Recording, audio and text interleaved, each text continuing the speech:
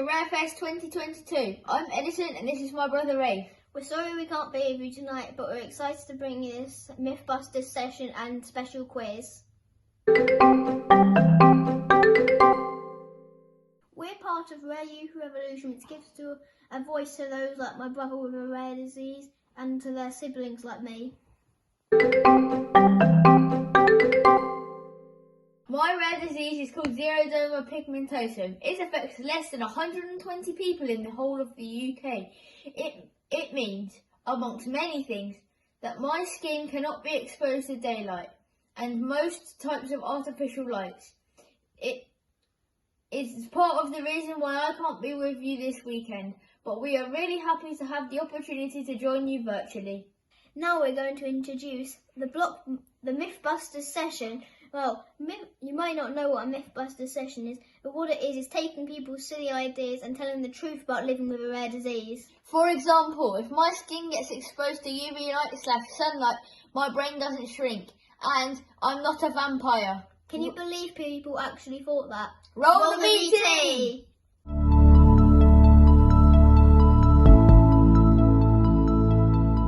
Hi, welcome to Rare Mythbusters.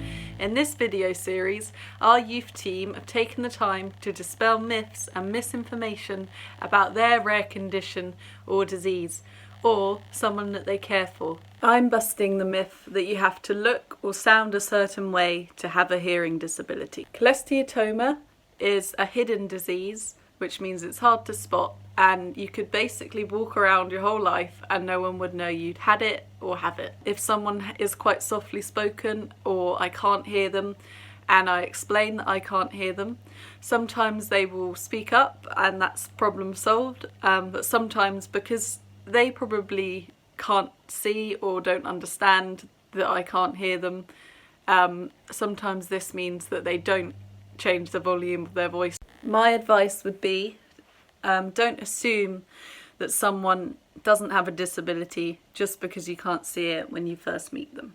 My name's Eddison, I am 9 years old, and I'm here to bust myths about xeroderma pigmentosum. My myth is that if your skin gets exposed to sunlight, your brain does not shrink! Hello, I'm Katie, I'm 23, and I have a rare disease. I am busting myths about my rare disease, scimitar syndrome. I don't look like I have a rare disease that has left me with one working lung and a heart defect, someone once told me. To dispel this myth, I'm not always breathless or struggling with my heart condition. I've actually trekked up the Raife mountains in Morocco. If you believe in your abilities, you can still enjoy hobbies and achieve your goals. Advice I would give someone with a rare disease: definitely talk to someone if you're struggling. Your emotional well-being is just as important as your physical health, and it really does go hand in hand. Hi, my name is Neil Shah. I am 22 years old, and I have a rare disorder called hyperhidrosis, also referred to as excessive sweating, and I would like to bust myths surrounding it. Some of the things that I've been told include that it is not a real disease because it's just sweating of palms and the feet, and there's also secondary hyperhidrosis in which you have chest and facial sweating. And I've often been told that I should stop stressing and that it's not a real condition and I should not worry so much about it. Having said that, it isn't lethal, unlike a lot of other rare disorders. It is very stigmatized in society, and it does make a person very socially awkward. I think one of the ways to definitely dispel or debunk the myths that surround this condition definitely include a lot of self-confidence in the person that has the rare disorder of hyperhidrosis, but it's also trying to destigmatize it in society and understand that it is a condition that a lot of people are affected by and that it is fine to have it. You don't need to specifically go out there and make someone feel regretful of having this condition, as I have often felt in the 22 years of my life.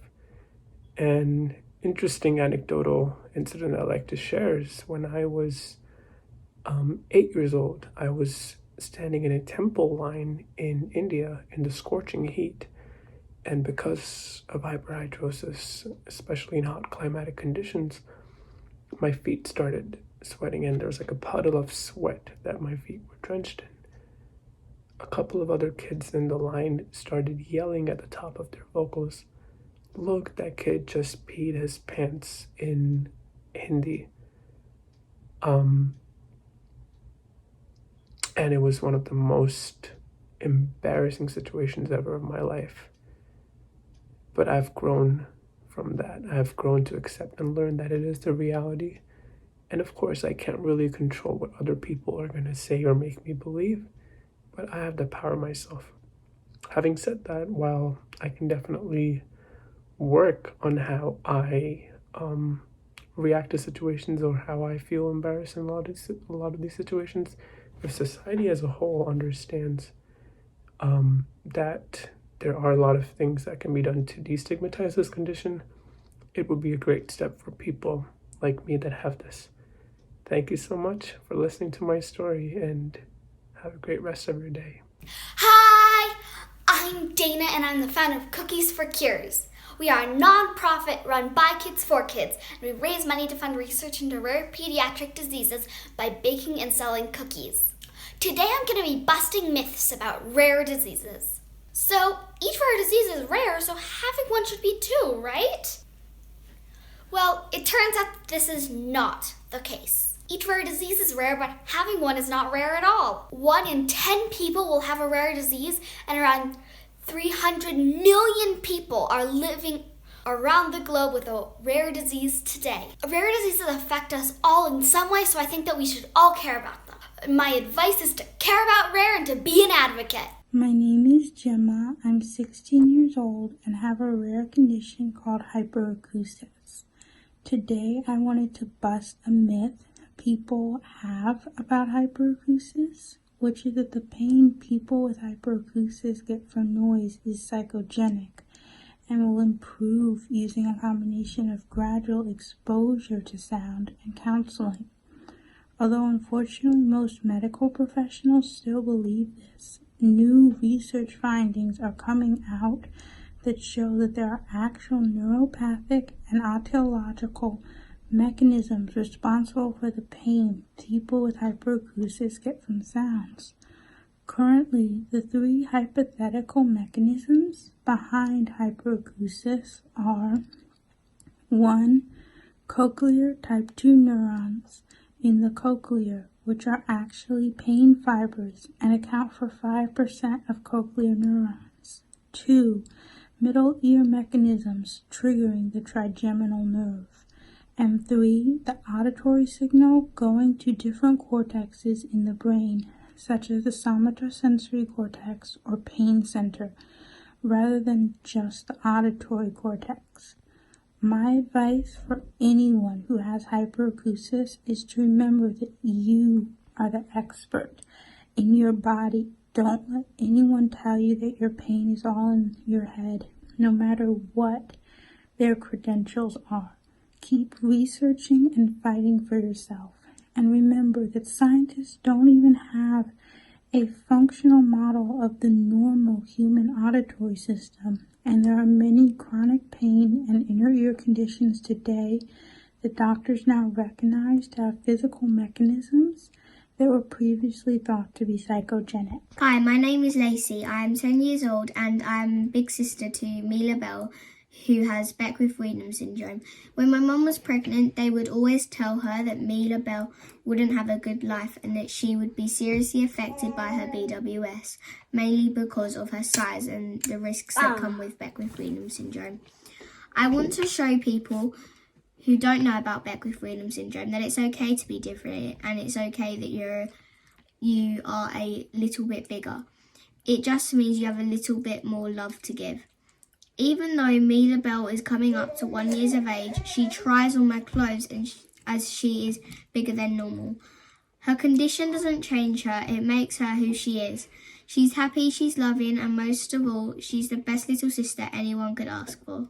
Hi everyone, my name is Naji. I am 16 years old and my diagnosis is sickle cell anemia.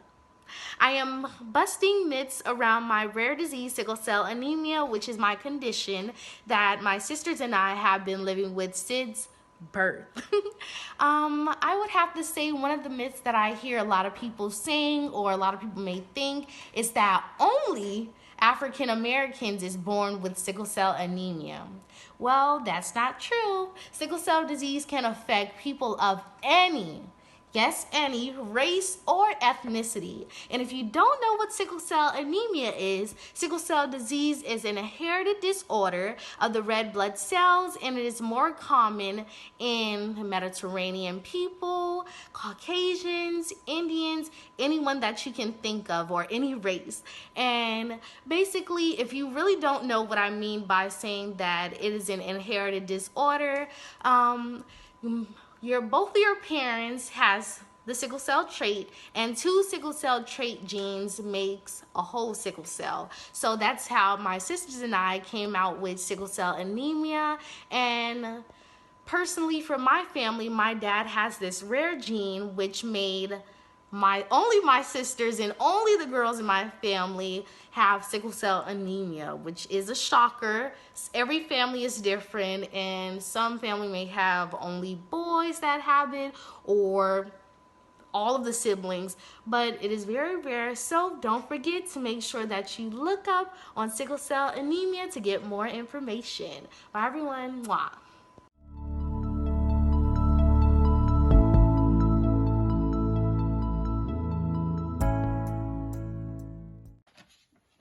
Now it's time for the quiz. No Googling. What is the average thickness of the human skin? A, 1 millimeter, B, 2 millimeters, or C, 3 millimeters?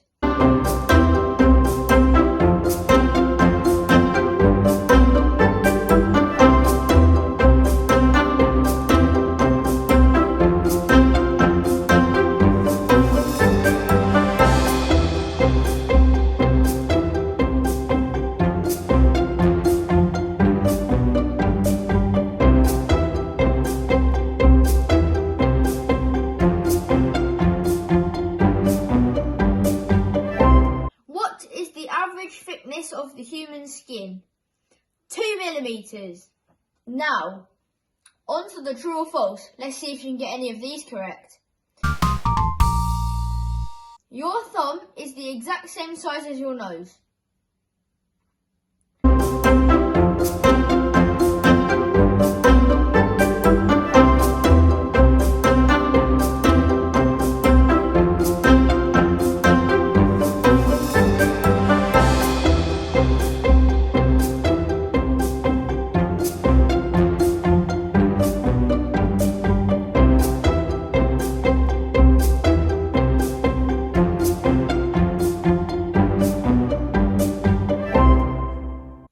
Your thumb is the exact same size as your nose. Try it yourself. True. A sneeze occurs at about 100 miles an hour.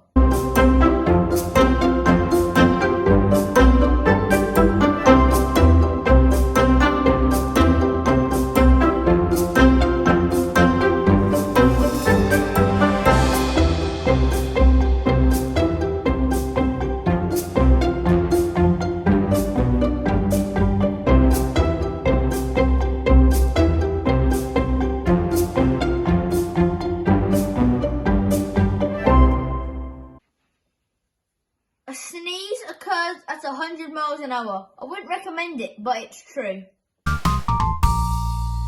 It takes 43 muscles to smile.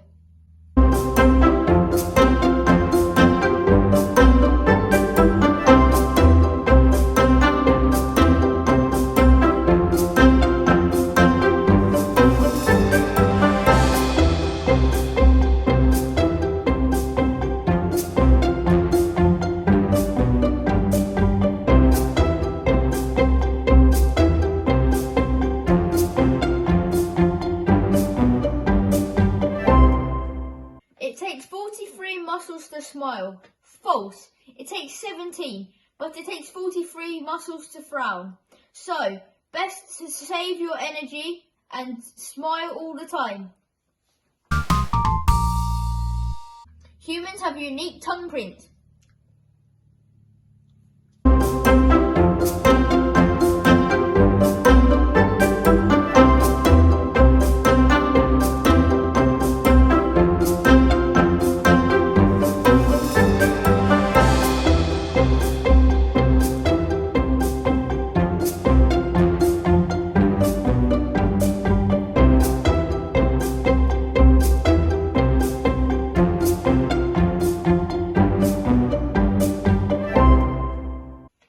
Humans have unique tongue prints. True, just like our fingers. Now I'm going to teach you to say DNA, which stands for deoxyribonucleic acid. Repeat after me. Deoxyribonucleic acid. If you didn't get it right, try breaking it down. Deoxyribonucleic acid. If you still can't get it, don't worry, but drop us an email if you can do it. How many cells are in the human body? A, 17, B, 30 to 40 trillion, or C, 10,000?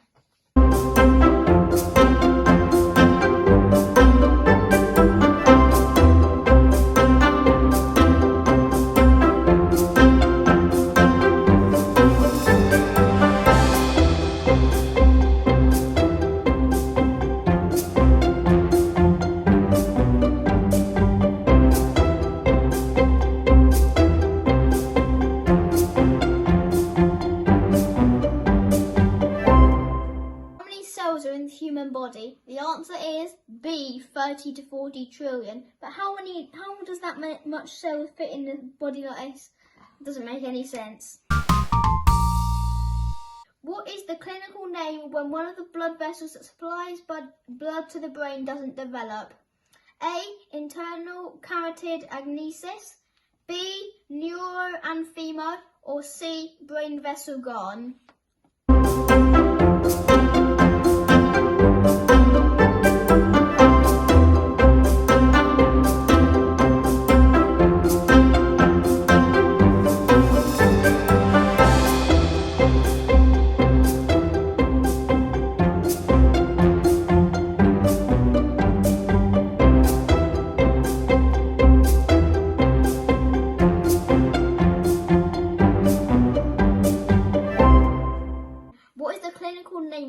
Blood vessel that supplies blood to the brain doesn't develop.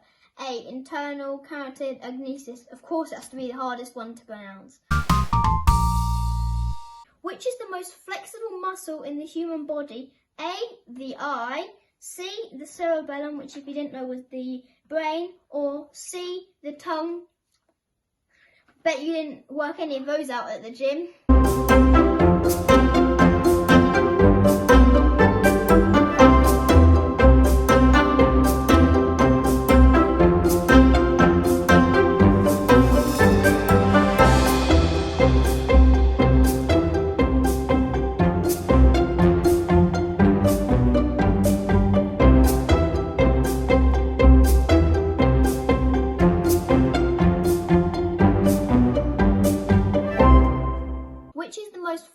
Muscle in the human body? It's C, the tongue.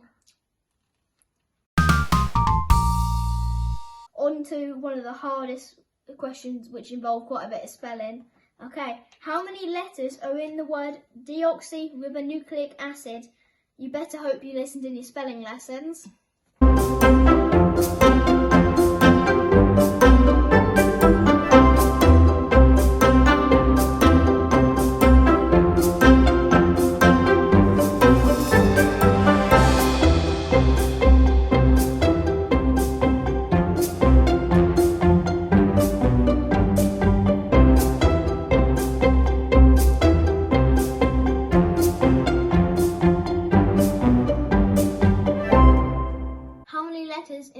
Deoxyribonucleic acid. It is 2 words because of the acid part, and it is 20 letters, which is actually quite a lot for a word. This isn't a multiple choice question, this is just a question. Okay, which tendon is named after a Greek mythological figure. Wow, I never knew there was one.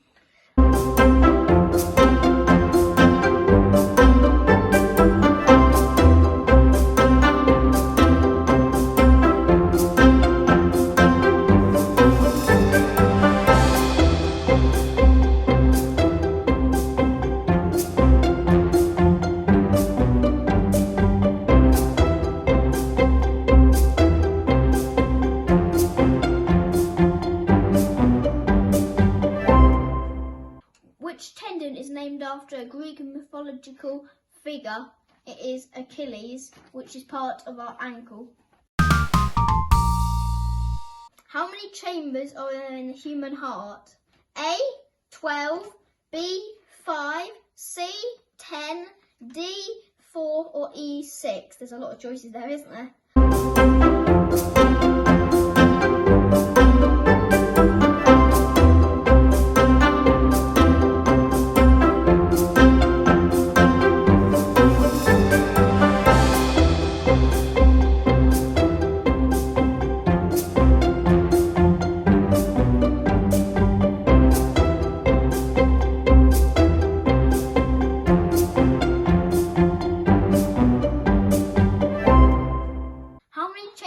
Are there in the human heart? This had 5 multiple choices, so it's quite a lot. So if you were guessing, you probably got it wrong. Okay, it is D, 4, which is actually not that many. How many muscles control the eyeball? A, 4, B, 5 or C, 6?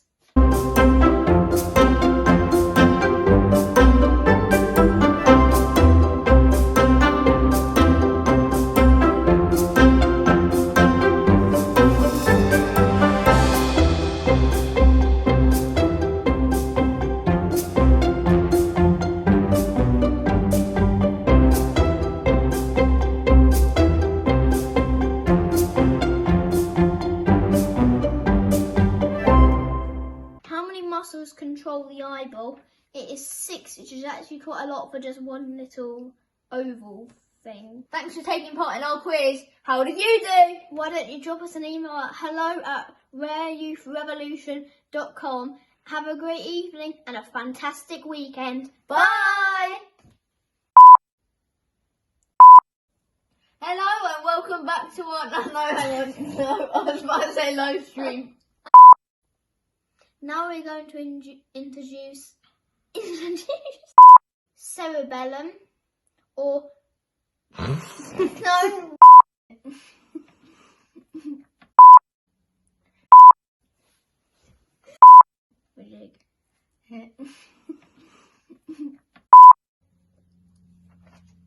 Okay, so now I'm going to teach you how to say DNA, which stands for deoxyribonucleic acid. Try after me. Deoxyribonucleic acid. Deoxyribonucleic acid. Okay. Okay. Okay. Okay. Okay. Okay. Okay. Okay. High five for trying.